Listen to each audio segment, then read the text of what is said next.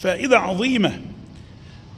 جاء في الحديث عن رسول الله صلى الله عليه وسلم أن النبي صلى الله عليه وسلم قال: من كان يؤمن بالله واليوم الآخر يعمل إيه يا رسول الله؟ قال: فليقل خيرا أو ليصمت، إما أن تتكلم بخير وإما أن تسكت. لذلك قال سيدنا عمر: قل خيرا تغنم أو اسكت عن شر تسلم.